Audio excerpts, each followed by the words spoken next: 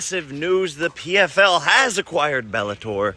This is insane news for the whole entire industry, and it makes PFL even more of a global powerhouse with a fight roster now equal to that of the UFC's. And we have some challenges. Let's prove it. Their champions versus our champions. Let's make it happen. Come on now. At long last, the worst kept secret in MMA is finally official. The PFL have acquired Bellator. Don Davis, 4 hours ago at the time of recording this, tweeted, MMA world changes today for the better. Better for fans, better for fighters, better for commercial partners. New MMA global powerhouse arrives, right? And then you see the news that he's going to be on Ariel Helwani's MMA Hour later on today, which at the time of recording I haven't seen, so I'm sure we will find out a ton more details in that. So I'm very excited to see Don Davis in studio for that. Nonetheless, exciting. And then boom, out of nowhere, there it is. Don Davis tweets, at the time of recording this, 45 minutes ago, new MMA global powerhouse PFL MMA acquires Bellator, and some other little tidbits and stuff that we'll get into in just a minute. Because I do want to give you my thoughts, but also lay out exactly what is happening, right? Start of the press release is just saying that they've bought Bellator, creating a global powerhouse in mixed martial arts and accelerating the combined company to become the industry co-leader. That's important. Okay, so this is where it gets interesting, right? The actual diving into the real juice of this deal. PFL has acquired an immense number of top fighters through the Bellator acquisition, and its combined fighter roster is now equal in stature to the UFC. PFL and UFC both showcase rosters that are 30% comprised of fighters who are top 25 independently world ranked in their weight classes. In addition, PFL and Bellator now have the best roster of women's fighters in the world. All newly acquired Bellator fighters will become part of the PFL platform and are available to compete in PFL fight franchises. Right, so that is the main crux of this deal, right? I'm sure, you know, if you're really, really invested in MMA and the business side of it, you'll be interested in the logistical stuff of how this is going to happen and things like that. But the big interesting thing for us MMA fans who you just want to see the best fights, really, was what happens to Bellator's roster. Because I don't think it's crazy to say that Bellator have got the best roster right now that they have ever had. Both in terms of depth, which I think for a while they were lacking, and in terms of top names, right? I did a devil's advocate on Sergio Pettis versus Patchy Mix. We have Patchy Mix win this past weekend and look phenomenal. You also have Yaroslav Amosov stopped by Jason Jackson. It's crazy, right? I think Bellator has gathered more interest for their fighters over the last 12 months than ever before, and that's, you know, a real credit to them and some of the talent they've been able to sign, and also some of the talent they've been able to build as well. You've got to give them credit for some of those guys too. That was the big thing, right? Because I have been very, very interested in the PFL over the last couple of years, and even as somebody that has been paying super close attention to not only the regular series and the championship fights, but also just what they've been up to business-wise and things like that. The one thing you were like, okay, it looks good. They've got all this stuff going on. The infrastructure's being set up. They've got these feeder leagues that then go into the big league. I get it all. I get what they were doing. But the roster wasn't quite there yet. That is the one thing that was really stopping them from being the co-leader in MMA, I think, is have you got the depth in order to make every fight night compelling, and have you got the names that get people to those fight nights if they don't already know about the PFL, right? And of course, they've done a good job of doing that this year through signing Jake Paul, through signing Francis Ngannou. I know that they've had some MMA signings, right? You know, your Shane Burgoses of the world, these guys, but to a casual MMA fan, are they going to go, you know what, yeah, I will get, in the UK, you watch it through DAZN, it's ESPN Plus, right? In the US, it's like, for me, it's a different subscription, so there's like the money cost, but it's also just a time, investing your time into it. Are you going to invest your time into something else just because of this one MMA fighter? Maybe not, but if it's Francis Ngannou, probably yes. Of course, we haven't seen him fight yet, nor Jake Paul, or all the other people they've signed, like Amanda Serrano and all these people. So some very good signings. We haven't really seen it implemented yet, but the roster was the biggest thing, right? And it looks from this announcement, I'm sure Don Davis will speak about this later on MMA Hour, and we'll get loads of more details about who they've got. That was the big question. How many of the roster is coming over with them? And it looks from this like pretty much everyone that is under contract with Bellator is now under contract under the PFL, because Bellator isn't going anywhere. They are still going to be running Bellator, but it will just be different. which will get explained in the next paragraph. But in terms of the roster, masterstroke, in my opinion, for the PFL. I think Bellator's roster is fantastic right now. If there were any complaints about Bellator, and they have been complaints about Bellator for a long time, so I'm not saying anything new, it would be the promotion, and sometimes I don't think they are great at building stars. They have built some stars, I'm not taking that away from them, but sometimes you're like, how are people not talking about Patchy Mix versus Sergio Pettis? And of course I am. Of course, if you're watching this video, you probably are. But the average MMA fan who tunes in for the UFC pay-per-views, they don't know about Sergio Pettis versus Patchy Mix for the title unification, right? So I think I think the PFL have the capabilities to do that, the platforms to do that, the infrastructure to do that, and now they have, crucially, the talent, right? Which is the most important part. So let's go to the next paragraph, right? PFL will continue the Bellator brand, and Bellator will be the one-off event product from PFL. PFL will launch a reimagined Bellator product in 2024, the Bellator International Champions Series. The Bellator International Champions Series will consist of 8 fight events each year, hosted in major cities across the globe, and each Bellator event will feature 2 compelling co-main fights competing for championship belts. Now that's very interesting, because that has been a huge part of the talk of the build-up to this whole thing. How will the Bellator roster be integrated to the PFL? Because the PFL's roster isn't like any other promotions because of the tournament format, right? You've only got 8 fighters per weight class in that tournament final, and I know they have all these other feeder leagues that will build up into that, but at the end of the day, you can only have so many top fighters in the promotion, and then you add, a top 10 Bellator rankings into that, and it's like, who do you pick and choose? Well, now we have it. If you're in Bellator, you can compete under any of the PFL banners, right? PFL have a bunch of different banners, right? Challenger Series, all that stuff. The pay-per-view series, which we haven't seen launched yet, but will be next year. But Bellator are also going to have their own tournament, it seems, right? Bellator Champions Series, right? So I imagine this will work a little bit like... But it's confusing because you have the Challenger Series, but they have titles. This is all... It doesn't mention it, I don't think. Oh, no, it does. Next paragraph. We'll do it like that. PFL, as a fighter-first and fan-focused organisation, plans to stage a landmark mega event in 2024. PFL Champions versus Bellator Champions. The PFL Champions versus Bellator Champions mega event will feature the champions of each promotion in all 7 weight classes in a head-to-head epic fight experience, right? That's very exciting. I'm so glad they decided to do it that way.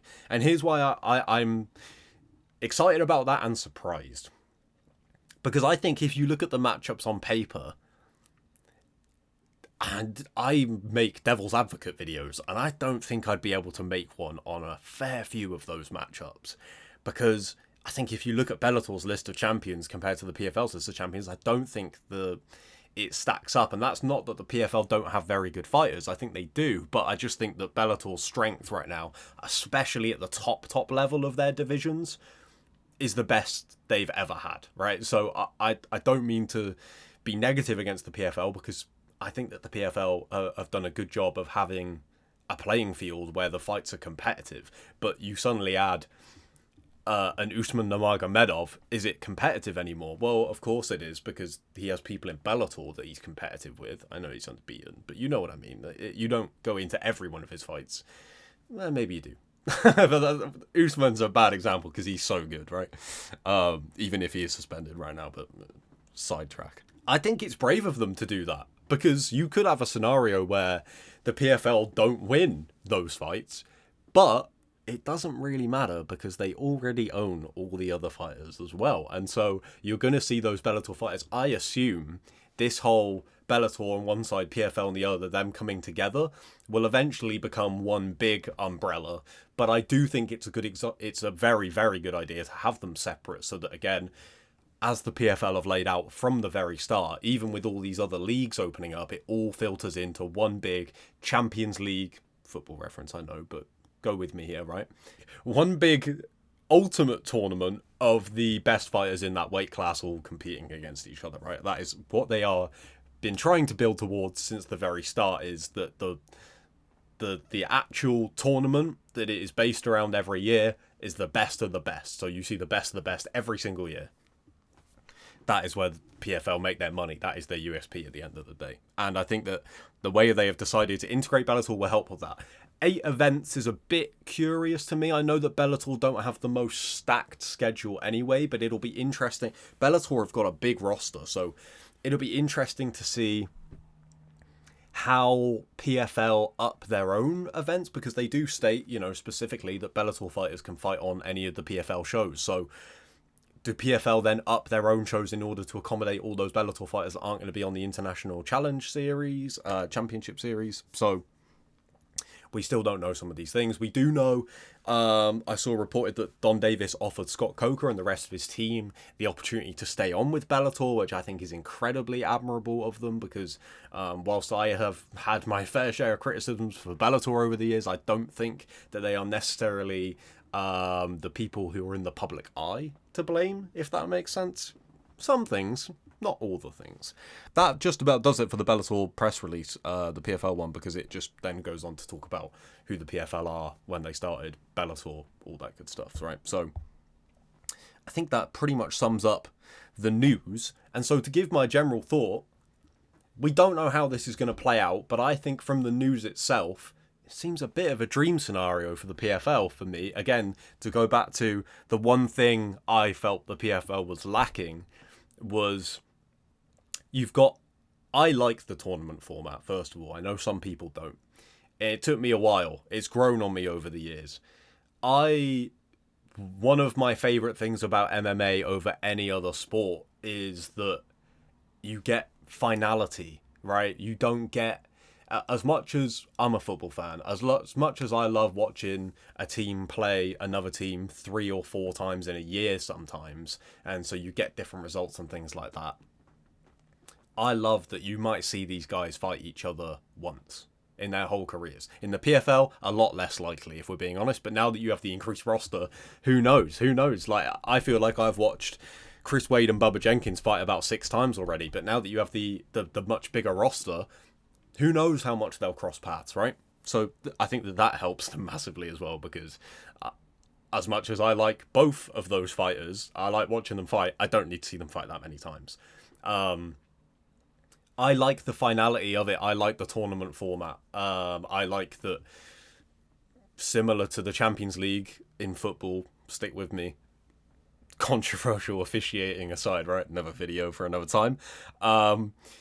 You just win the team. You beat the team that is put in front of you to get to the final. It's that simple. And I like that side to the PFL.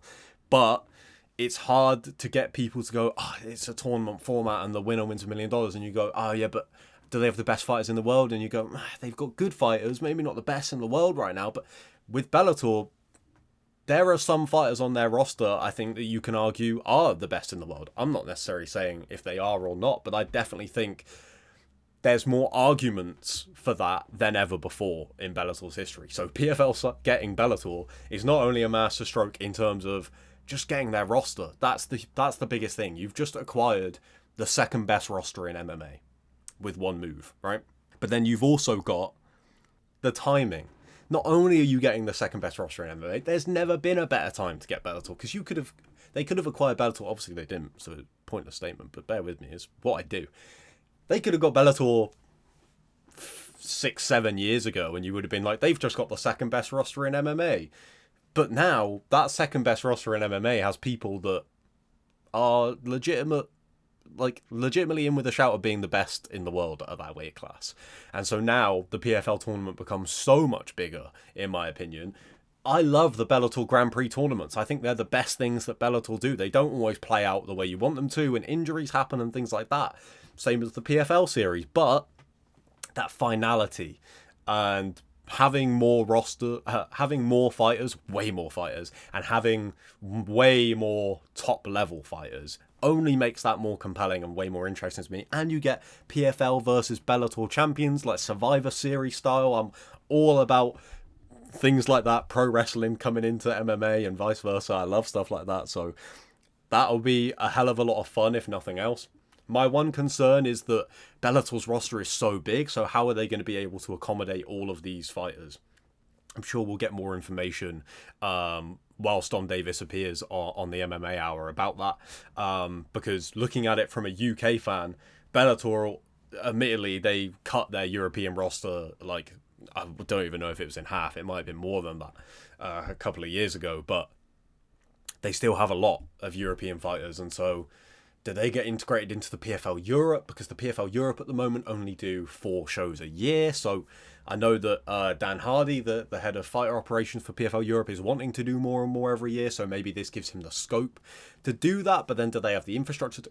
All these questions that I'm sure we will find out some information about within the coming days, if not hours. But those are my only concerns for now. From where I'm sitting right now, I think it looks pretty good. Let me know what you guys think about this PFL Bellator deal. A little bit of a rambly video at points after going through the press release, but you know, this news dropped like an hour ago. So hopefully I was still able to give you a well-rounded scope of my opinions on it. Some slight concerns that I'm hoping will get ironed out, if not in the next few days, in the coming months when we actually see this implemented. But very exciting news, I think. And yeah, huge year for the PFL, you got to admit. In terms of the Bellator roster, who are you guys most excited to see in the PFL? Who do you think is going to have the most success in the PFL with the tournament format? Because everyone who comes over to the PFL from the UFC goes, this is the hardest thing I've ever done. So it'd be interesting to see how some of these Bellator fighters adapt to it.